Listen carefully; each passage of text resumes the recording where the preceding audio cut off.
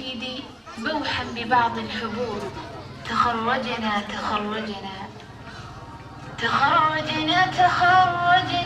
بحمد الله أتممنا، نهلنا من علوم الدين والدياء أتممنا، نهلنا من علوم الدين والدياء.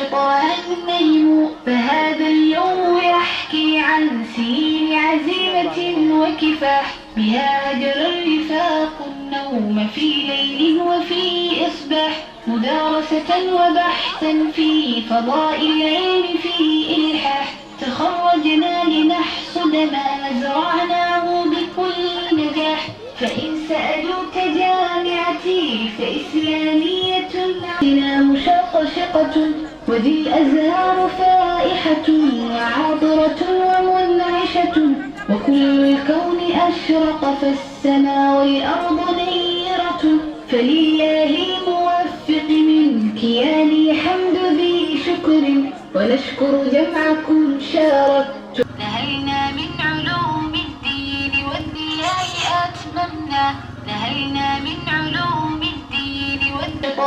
النجم فهذا اليوم يحكي عن سنين عزيمة وكفاح، بها هجر الرفاق النوم في ليل وفي إصباح، مدارسة وبحثا في فضاء العلم في إلحاح.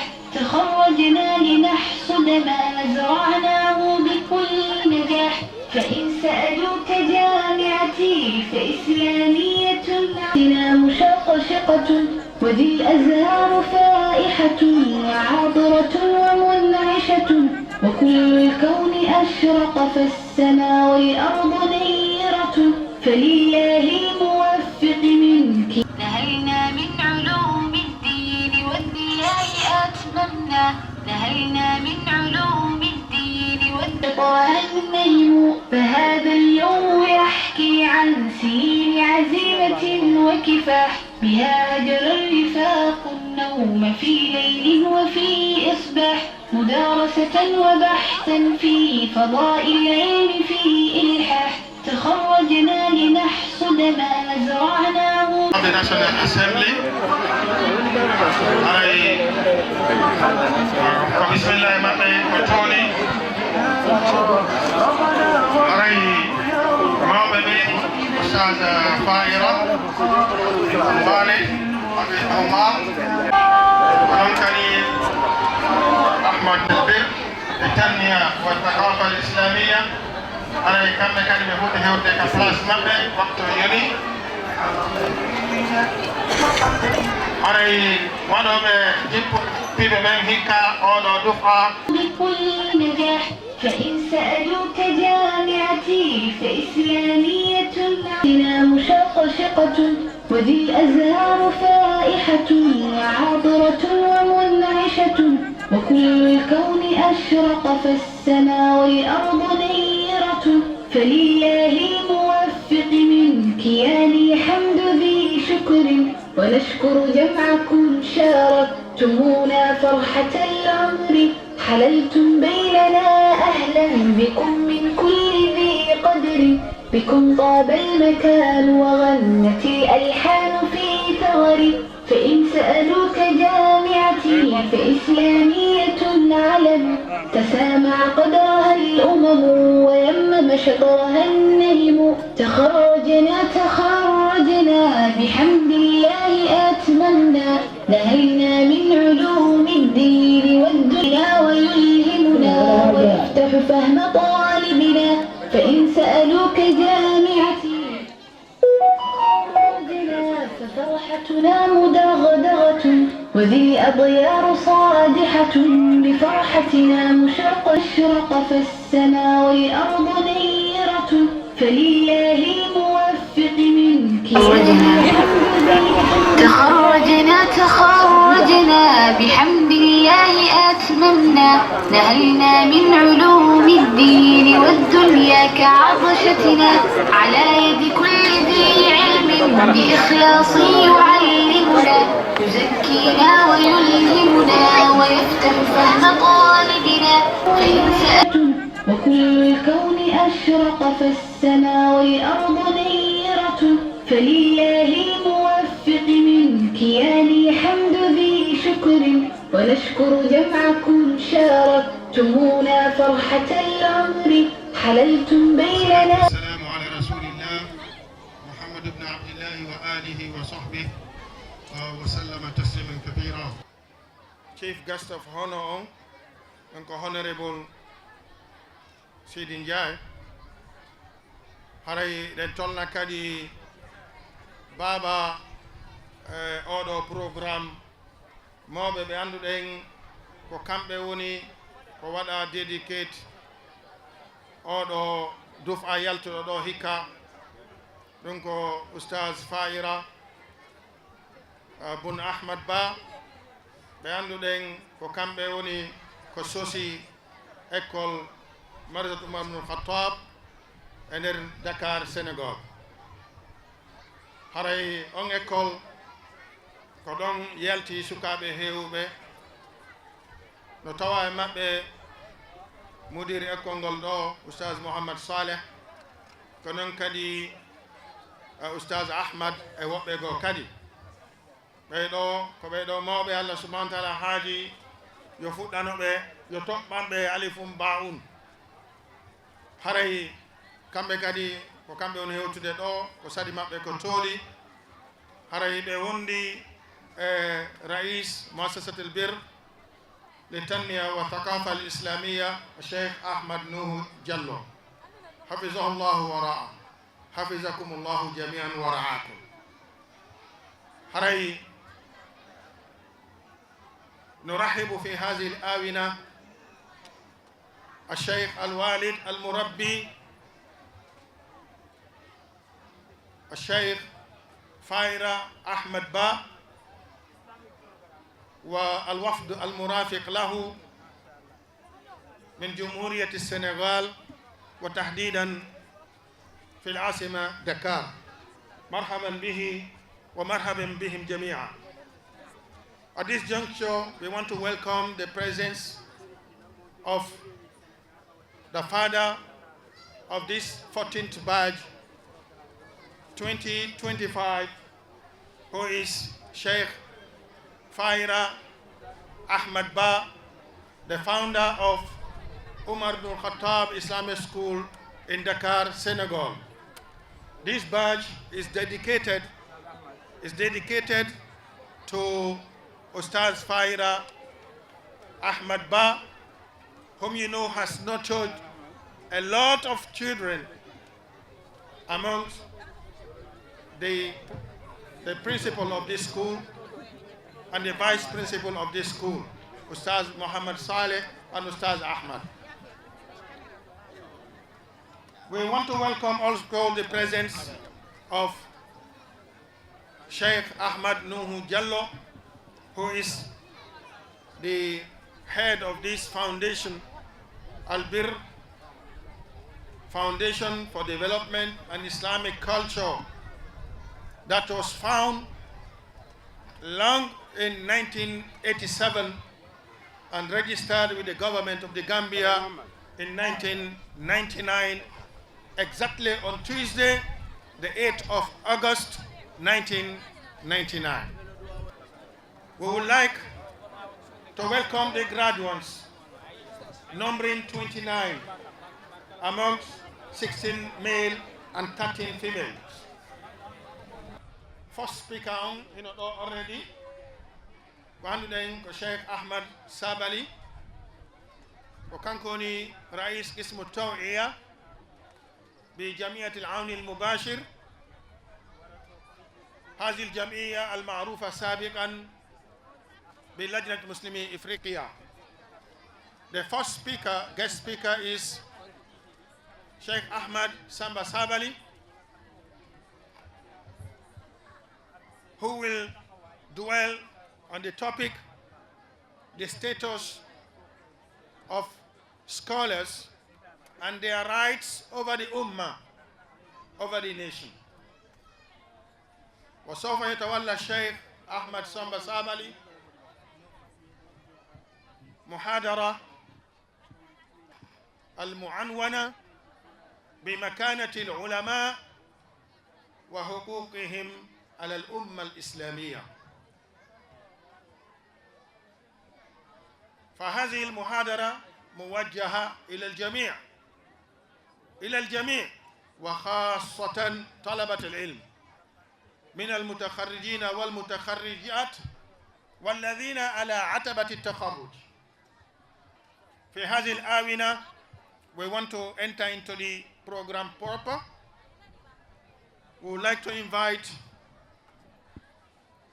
Abu Bakr Said Ba, a student of this school in grade 4A, to recite few verses from the Holy Quran to mark the opening and blessing of this gathering. وسوف نبدأ البرنامج باستضافة طالب من طلاب هذه المدرسة وهو أبو بكر سعيد با من الصف الرابع ألف في هذه المدرسة رابع ابتدائي، وسيقرأ على مسامعنا آيات من الذكر الحكيم، فليتفضل مشكورا مأجورا. أعوذ بالله من الشيطان الرجيم. بسم الله الرحمن الرحيم. الرحمن علم القرآن خلق الإنسان علمه البيان. الشمس والقمر بحسبان والنجم والشجر يسجدان والسماء رفعها ووضع الميزان ألا تطغوا في الميزان وأقيموا الوزن بالقسط ولا تخسروا الميزان والأرض وضعها للأنام فيها فاكهة والنخل ذات الأكمام والحب ذو العصف والريحان فبأي آلاء ربكما تكذبان. على هذه التلاوة العطرة نستهل بها برنامجنا، ونسأل الله جل وعلا أن يوفقنا لما يحبه ويرضى. والآن سنؤتي فرصة للمحاضر الأول وهو الشيخ أحمد سامبا سابلي، رئيس قسم التوعية بجمعية العون المباشر المعروف سابقا بلجنة مسلمي إفريقيا، وهو كذلك داعية من دعاة الوزارة المملكة العربية السعودية، ومتعاونا في هذه المدرسة إذ وفقه الله أن درس في هذه المدرسة لمدة سنوات، فجزاه الله خيرا. وسوف نهيل الميكروفون له لنستمع إليه في دقائق محدودة إن شاء الله تعالى. We would like to give room to Sheikh Ahmad Samba Sabali, who is one of the known scholars in this country, as well as a propagator under the Ministry of Religious Affairs in Saudi Arabia, working with Direct Aid, formerly known as Africa Muslim Agency, who will dwell on the theme, the status of ulama, that's the scholars, and the rights and their rights over the nation. we mean over the Ummah. And this topic will be useful to all of us, especially the graduates. Of course, there is a second speaker, who is the Professor Dr. Sharna Omar Bari, who will be coming later, inshallah. The floor is now for Sheikh Samba Sabali, Ahmad Samba Sabali. Bismillah, alhamdulillah, nahmaduhu wa nasta'inuhu wa nastaghfiruh. ونعوذ بالله من شرور أنفسنا ومن سيئات أعمالنا من يهده الله فلا مضل له ومن يضلل فلا هادي له وأشهد أن لا إله إلا الله وحده لا شريك له وأشهد أن محمدا عبده ورسوله أرسله الله تعالى بالهدى ودين الحق ليظهره على الدين كله ولو كره المشركون. اللهم صل على محمد وعلى أزواجه وذريته كما صليت على آل إبراهيم وبارك على محمد وعلى آل محمد كما باركت على آل إبراهيم إنك حميد مجيد. يا أيها الذين آمنوا اتقوا الله حق تقاته ولا تموتن إلا وأنتم مسلمون. أما بعد فإن أحسن الحديث كتاب الله خير الهدي هدي محمد صلى الله عليه وسلم شر الأمور محدثاتها وكل محدثة بدعة وكل بدعة ضلالة كل ضلالة في النار. معالي نائب رئيس البرلمان السيد سيدنجاي حفظه الله، هيئة تدريس لهذه المدرسة العظيمة، هيئة كبار العلماء وضيوفنا الكرام، نحييكم بتحية الإسلام، تحية أهل الجنة. السلام عليكم ورحمة الله تعالى وبركاته. أبنائي الطلبة الذين من أجلهم نقف في هذه الوقفة لتكريمهم بهذه المناسبة الطيبة، وخير ما نخصص لهذه المناسبة بأجل هؤلاء الشباب وتذكيرهم بهذا الموضوع المهم الذي هو بعنوان مكانة العلماء وواجب الأمة تجاهه. أقول مستعينا بالله: قد جعل الله تبارك وتعالى في كل زمان بقايا من أهل العلم يدعون من ضل إلى الهدى ويحيون بكتاب الله الموتى وبسنة رسول الله صلى الله عليه وسلم أهل الجهالة. فكم من قتيل لإبليس قد أحيوه وكم من ضال قد هدوه، فما أحسن آثارهم على الناس وما أقبح آثار الناس عليهم.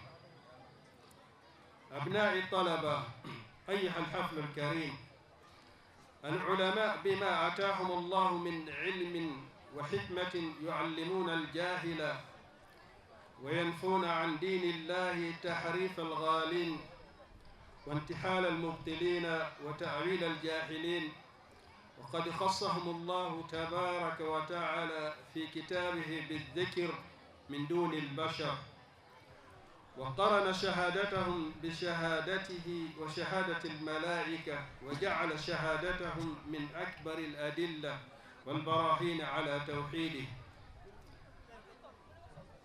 ومن أصول أهل السنة والجماعة ومنهج السلف الصالح احترام العلماء وتوقيرهم وتأدب معهم غاية الأدب، فإن الجناية عليهم خرق في الدين. وهم أصحاب البصيرة الذين أوتوا الحكمة فهم يقضون بها ويعلمونها للناس. أيها الحفل الكريم، فالواجب على جميع المسلمين توقير أهل العلم والمعرفة واحترامهم وإكرامهم ومعرفة قدرهم وحقوقهم وإنزالهم منازلهم والتأدب معهم في جميع شؤونهم. الدفاع عن العلماء دفاع عن الدين والبلاد والأمن والاستقرار، فلو سقط العلماء من أعين الناس لاتخذوا الرؤوس الجهال. ولذا النيل من العلماء وإيذاؤهم يعد إعراضا وتقصيرا في تعظيم شعيرة من شعائر الله. فشعائر الله أعلام الدين الظاهرة، ومن حقوق هؤلاء العلماء أيها الحفل الكريم أن لا يتقدم بين أيديهم، بل يرجع إليهم عند نزول النازلة ليستنبطوا حكمها من الشرع. فإصدار البيانات العامة والخطابات العامة في النوازل لا يتقدم عليهم، بل لا بد من الرجوع إليهم، وهذا تأديب من الله سبحانه وتعالى لعباده، وأنه ينبغي لهم إذا رجع، أي ينبغي للناس إذا رجعوا، ينبغي لهم إذا جاءهم أمر من الأمور المهمة والمصالح العامة ما يتعلق بالأمن أو الخوف أن يتثبتوا ولا يستعجلوا بإشاعة ذلك الخبر، بل يردونه إلى أولي الأمر منهم الذين هم أهل العلم والرعي والنصح والعقل والرزانة، الذين يعرفون الأمور ويعرفون المصالح وضدها. هذا مصداق لقول الله تعالى في سورة النساء: إذا جاءهم أمر من الأمن أو الخوف أذاعوا به ولو ردوه إلى الرسول وإلى أولي الأمر منهم لعلمه الذين يستنبطونه منه ولولا فضل الله عليكم ورحمته لاتبعتم الشيطان إلا قليلا. أيها الحفل الكريم، أبناء الطلبة، الطعن في العلماء يعني الطعن في الدين الذي يدعون إليه، ومعلوم أن أهل الباطل لا يطعنون في العالم لأجل شخصه، إنما يطعنون فيه لمنهجه وجهاده،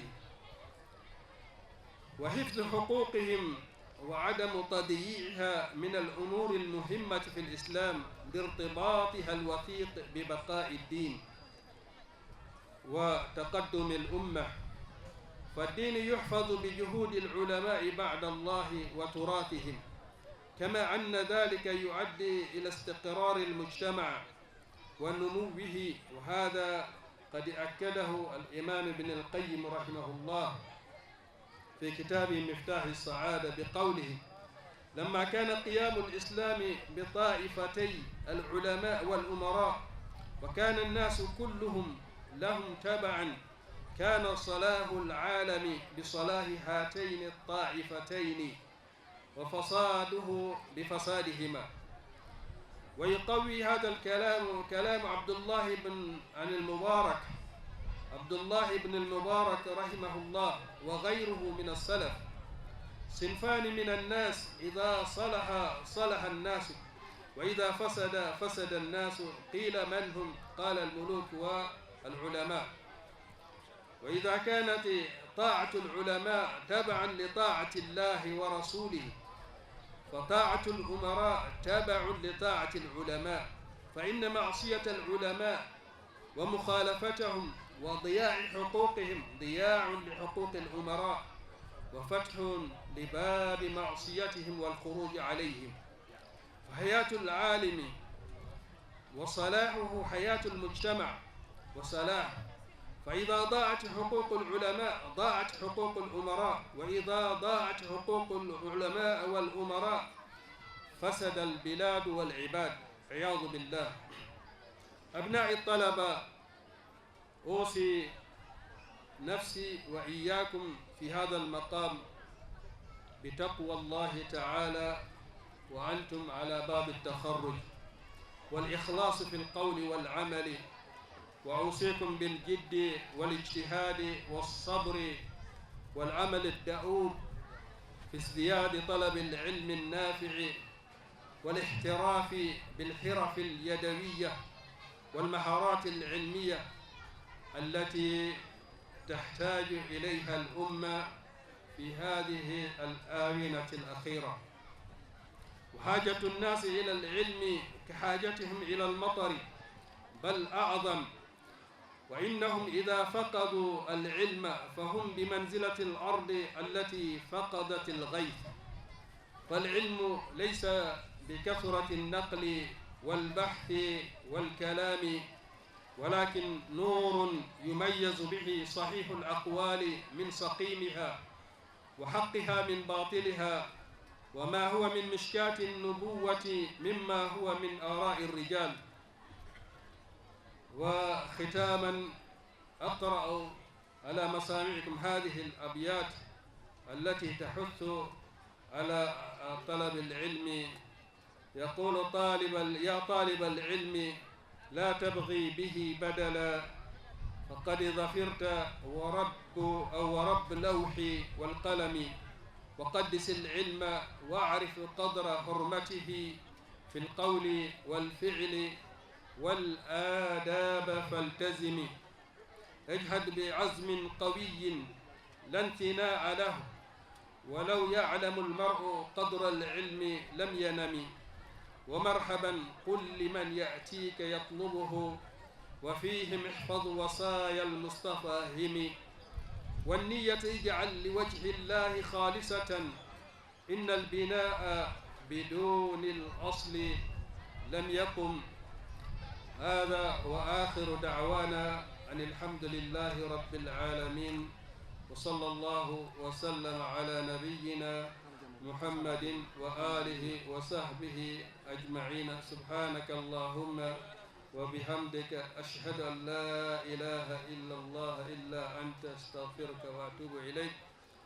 هنا أدعو زميلي وشيخ محمد صالح يترجمها ترجمة ملخصة، وإن شاء الله تتميما للفائدة. وبارك الله فيكم وأحسن الله إليكم، وآخر دعوانا أن الحمد لله رب العالمين. السلام عليكم ورحمة الله وبركاته. haray no wayni ka raɓɓindingol ko Oustaz Ahmad Samba Sabali wonno ko waɗani en ndeɗo yewtere arane, ɗum woni honno makanatul ulama wa wajibul umma tijahahum. ɗum woni darnde ko ɓeɗo ceernaɓe jomiraɓe gande sharia l'islam ko jogii, e ko honnun kadi waɗɗi yimɓe ɓen e fii ɓeeɗo. Ka raɓɓindingol gandal ko ɗum ɗo Allahu tabaraka wa taala ɓurdindini bani adama e dow malaika ɓen. Gandal ko ɗum ɗon Allahu subhanahu wa taala atti tippinde e dow nelaɗo sallallahu alayhi wa sallam adi shariaji hedditiɗɗi. Mo yiɗi aduna o jangay, mo yiɗi lahara o jangay, mo yiɗi kanji ɗiɗi fof o jangay. Haray hande ko addunoɓe ɗo ko wasiyagol on ko waɗi si nde toɓɓere ɗo suɓa min yiɗi onon ɓe taalibaɓe waɗuɓe graduate ka Albirri Islamic School ɗo yo on hittin fingal ɗo gandal, teddinon fingal ɗo gandal, teddinon kadi karamokoɓe jannuɓe on ɓen, gollitiron kadi ko janguɗon kon e ɗan ɗon gurdam mon fiyon heɓu malore aduna e lahara. Neɗɗo no haton jiniri ni ñamugol e yarugol e foofugol imo haton jiniri e gandal ɓuri noon. Leyɗele waɗɗe développe yaari yeeso fof ko gandal woni ko naɓiri ɓe yeeso. ɓay oɗo ko graduation ceremony Arabic school en wawata wadde translate ko ɓe waɗi kon fof, kono ko needi e gollitirgol ko jangi kon ɓeyda kadi maslal ngal ɗo gandal teddinon ɓeɗo karamokoɓe. ko waɗi noon en jarriborama hande sukaɓe ɓe jannata ha waynodiron ɓe yaha ɓe heɓoya karamokojo goɗɗo go tawa ɓe ala gaño e dow leydi ndin ɓurma an yangiɗo e fi maɓɓe 12 good years tawaɗa jannude ɓe tawa ɓe yilto ɓe ronka andude ka ɓeɗo karamokoɓe hana joguede haray ɓeɗo karamokoɓe tebbeli maɓɓe ɗin ko poson man sammaha marida wa man akalaha mata karamokoɓen ko Allah acciɓe ɗo ko Allah teddini ɓe haray tebbeli maɓɓe ɗin ko poison si a lunnike a ñawsay si a ñaamiɗi haray a maayi ko ɗum waɗi haray teddi noon karamokoɓe ɓen e heɓon needi gollitiron ko jannguɗon kon ka raɓɓinɗingol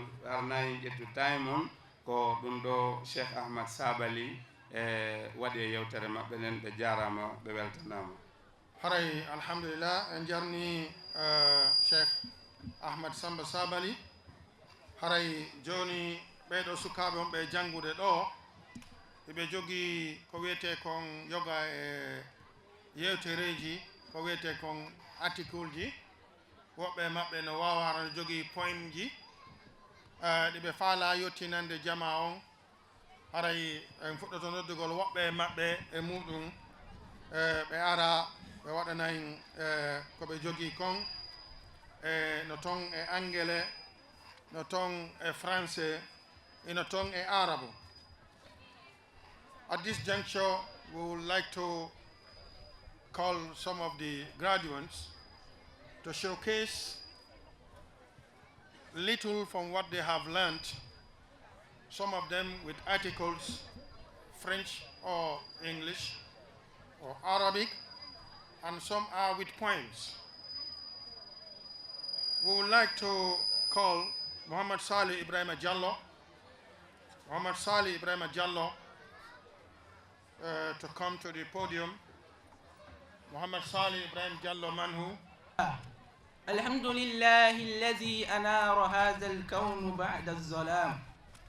الحمد لله الذي أيقظ العيون بعد المنام.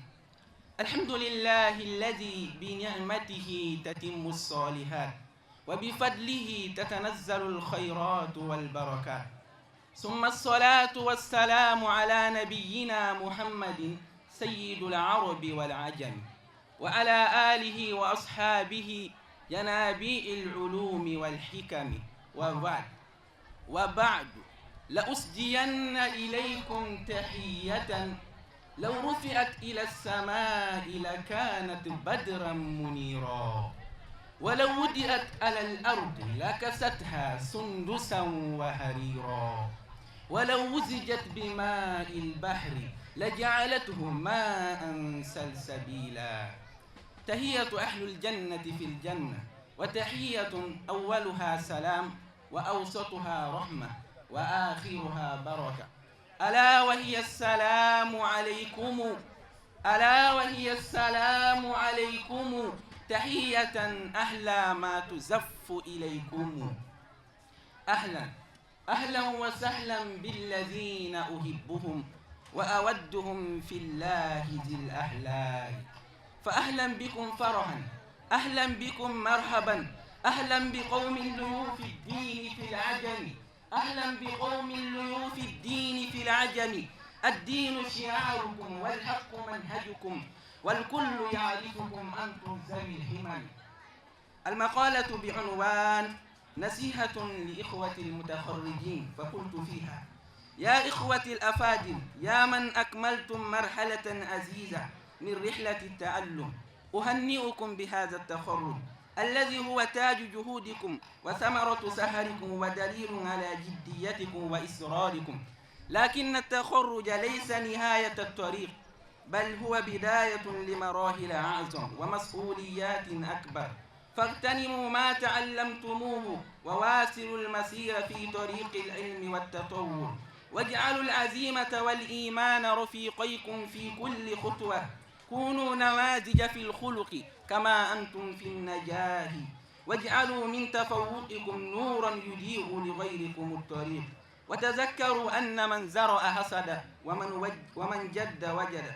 لذا أقول لكم في هذه الأبيات: لا تقفوا الدرب إن طالت مسافته، فالصبر في السير مفتاح لمن صبروا. واحملوا الدين في قلب وفي خلق، تفوزوا بالرفعة الكبرى وتفتخروا. فاصحبوا رفاق التقى والذكر إنهم زادوا الفتى إن توالت دربه الخطر. واحذروا هوى النفس إن نادتكم غافلة، فالنفس تسقط إن لم يثبت البصر. واسألوا إله السماء النور يوصلكم، فالله يهدي إذا ضلت بكم السبل. ثم قلت في الختام: يا حفل حين سألتموني من أنا، فأنا ابن إبراهيم فوزان الأعجل. دقوا الطبولة وهنئوني كلما رأيتموني مع مقالة أمامكم. ورثت مجدا مسنى عنه جباله، وأرفه يمهو ظلوم الأيام. أمشي بوثبة أسد في صحرائه، وكلامي في الملتقى صادق الحكم. فهنا انتهى القلم ولست بمنتهي، والسلام ختام. قال: ولعل الطلبة المتخرجين يستفيدون منها إن شاء الله. haray eɗen continue kadi yewtereji seeɗaji e sukaɓe ɓe, kono noon no wawi wasi tuuɗu nafas no toon mi yiɗa taƴude goɗɗo e nder yewtere nde, kono noon koyo raɓɗuɗu inchallahu taala, saabu yewtoɓe ɓen no ɗuuɗi. ok, joni en nodday Mahmoud Mouhammad Saleh Ba. Mahmoud Mouhammad Saleh Ba. Mahmoud Doga. ok, oɗo yo aru. Mariam Aliou Balde. Mariam Aliou Balde. ok, kon English. Ahmad Tanu Bari. Ahmad Tanu Bari. ok, yawten o en ala wadde waste time, kala mo ala ɗo aray man gaba sahmuhu. e yahay Habiba Muhammad Ba. Habiba Muhammad Ba. Nam Farha Habiba محمد با. أعوذ بالله من الشيطان الرجيم. بسم الله الرحمن الرحيم. الحمد لله رب العالمين. الحمد لله جاعل خيار خلقه الأبرار، وأتم عليهم نعمة البصيرة والأبصار، فكانت مسيرتهم مسيرة الأخيار، وجعل الجنة مثواهم فطاب فيها القرار. والصلاة والسلام على النبي المختار صاحب الشمائل والأنوار، وعلى آله وصحابته الغر الذين يذكرون الله بالأسحار. وبعد، سعادة المدير الأستاذ محمد صالح به، سعادة ضيف الشرف السيد سيدي جاي، سعادة الحضور الكرام، سلام الله يغشاكم وعين الله ترآكم. أيا من لست أنساكم وهذا القلب مثواكم. عليكم يا أحبتنا السلام، وأتحفكم برحمته السلام، تحية من تبوأها السلام. إنه ليسعدني حقا حين أقف أمام حضرتكم الكريمة، وإن كنت لست أهلا له لألقي إليكم مقالتي المثلى على مسامعكم. سلام على القلوب الطيبة التي كانت لنا وطنا حين ضاقت بنا الأيام. سلام على كل من حمل في قلبه أملا وسقاه بالصبر حتى أثمر نجاحا. أيها الحفل الكريم، ليت للغة أن تفي شعور هذه اللحظة، وليت للكلمات جناحا يعبر عن فيض الامتنان. فها نحن اليوم فها نحن اليوم نطوي صفحة من أعمارنا كانت مليئة بالدروس والمواقف والتجارب التي ستظل عالقة في الذاكرة. كم تعبنا وبكينا، كم سهرنا الليالي، كم تعثرنا لكننا لم نستسلم. أيها الحفل الكريم، اليوم نقف على أعتاب نهاية مرحلة وبداية أخرى نودع فيها أياماً هي في قلوبنا أجمل ذكريات وساعات قضيناها في طلب العلم والسعي في الجد والتحدي. كم واجهنا من صعوبات وكم شعرنا بالأرهاق واليأس، ولكن بفضل الله بالإصرار والعزيمة ثم دعم أهلنا وأساتذنا وصلنا إلى هذه اللحظة. ثم دعم أهلنا وأساتذتنا وصلنا إلى هذه اللحظة التي نحصد فيها ثمرة تعبنا. أشكر كل من ساندنا، كل من علمنا، وكل من آمن بنا. في هذا اليوم المبارك نقف وقفة امتنان واعتزاز نودع فيها مرحلة جميلة من أعمارنا قضيناها بين جدران مدرسة البر الإسلامي. هذه المدرسة التي لم تكن لنا مجرد مكان للتعلم، بل كانت بيتاً ثانية اهتدتنا ورأتنا وربانا على القيم والأخلاق وحب العلم. نقف اليوم وقد حملنا في قلوبنا وعقولنا ما علمتمونا إياه من العلم النافع والخلق الكريم، وها نحن نغادر أحضان المدرسة حاملين الأمل والطموح والثقة لنكمل مسيرتنا في الحياة. شكراً لأساتذتنا الكرام الذين لم يبخلوا علينا بعلمهم ولا بصبرهم، فأنتم أصحاب الفضل بعد الله. شكراً لأهلنا الذين دعمونا ودعوا لنا في كل خطوة ووقفوا بجانبنا في كل خطوة. ولزملائي وزميلاتي أقول كانت أيامنا مليئة بالجد والاجتهاد والمواقف التي لا تنسى، فلتكن هذه الذكريات زادا لنا ونحن نبدأ مرحلة جديدة في طريق النجاح. وعلى هذه المنصة وبقلب يفيد امتنانا أتوجه بالشكر والامتنان العظيم لرفيق الدرب زوجي الحبيب. الله أكبر. كعب هذا زوج إن شاء الله، الذي لم يتخلى عني لحظة بل رافقني في خطاي وخفف عني أناء الطريق وسهر معي حين غلبني السهر ودعالي في صمته وقام في جوف الليل يدعو لي ببلوغ هذا اليوم، فهو رفيق عمري والذي شاطرني الأحزان قبل الأفراح. أبوه محمد جل ما شاء الله. جزاك الله عني خير ما جزى الصادقين.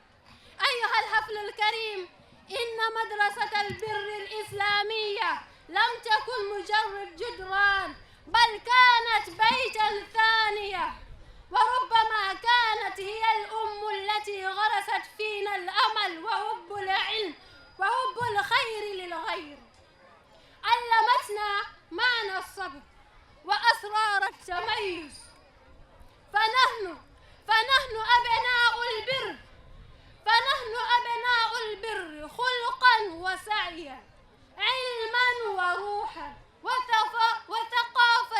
ومجدا وكرامة وعزا وشرفا.